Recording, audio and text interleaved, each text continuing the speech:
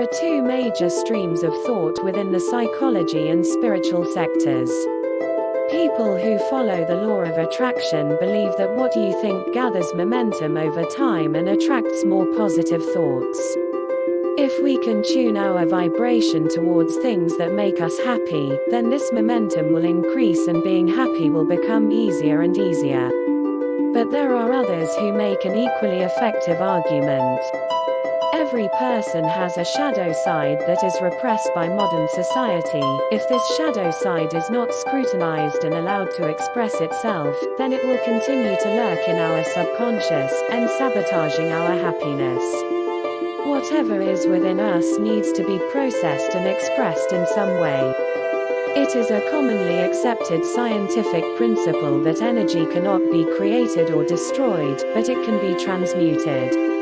A deeper look into the shadow. Shadow psychology was first popularized by the eminent Professor Carl Jung.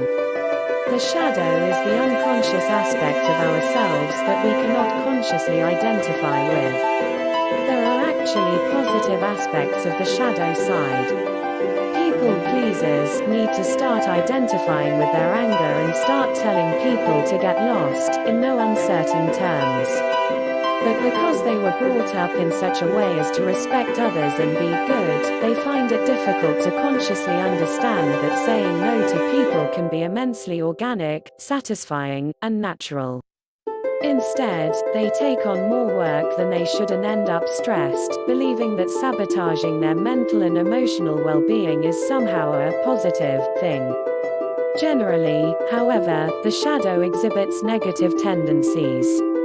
It contains deep fears and insecurities. It then projects these fears and securities onto other people. Often, people will project their own negative tendencies onto others to deal with their own pain.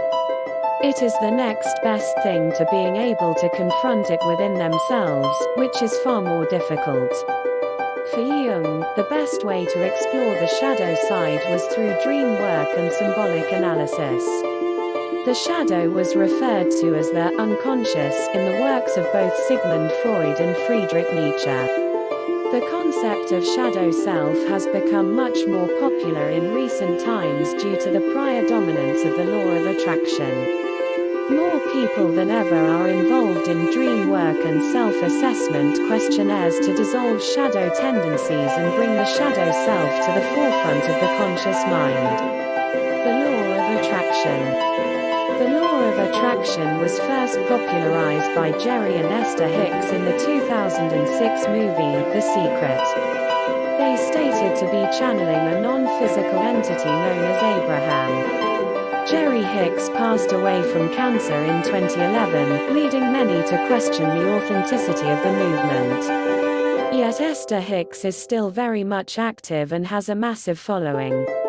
Additionally, the law of attraction is demonstrated or alluded to in many historical societies and spiritual texts. It is not the sole domain of the Hicks, though they are the ones who have brought it to the public awareness in a 21st century context. The law of attraction makes perfect sense and does more to explain why some people are successful and others are not more than anything else. But the complete set of teachings add so much more and delve into complex situations that extend far beyond focusing on positive thoughts. Additionally, it places a new emphasis on desires and emotions. These were viewed as dirty from an Eastern spiritual perspective, where we gain much of our esoteric information from. Such distortions have convinced people that desires and emotions are somehow evil, though nothing could be further from the truth. Moreover, too much emphasis has been placed on mental thoughts, when it is the emotional vibrations that are what gives the strength to the manifestation. The law of attraction is based on feelings as opposed to thoughts, which is a completely new paradigm. Which one should I do? The good news is that there is no need for discrimination. Shadow work and a positive mindset can both easily be applied together. There is no need to side with one group against the other. This this is both pointless and counterproductive. Instead, embrace the best of both worlds. You might find that doing positivity work brings up hidden shadows, and that focusing on understanding the shadow works to increase your levels of positivity. A good compromise could be to do both shadow work and keep a positive psychology, but try to focus more on a positive psychology. It also helps to notice that there is a difference between ignoring something and focusing on the positive side of things. So meet your difficulties head on and face them up front.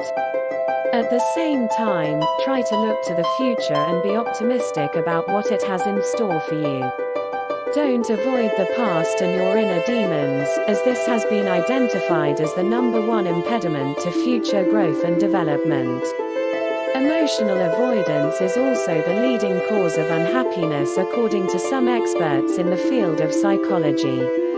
It can be a tough line to balance between the two. But to develop a really healthy mindset, you have to focus on both.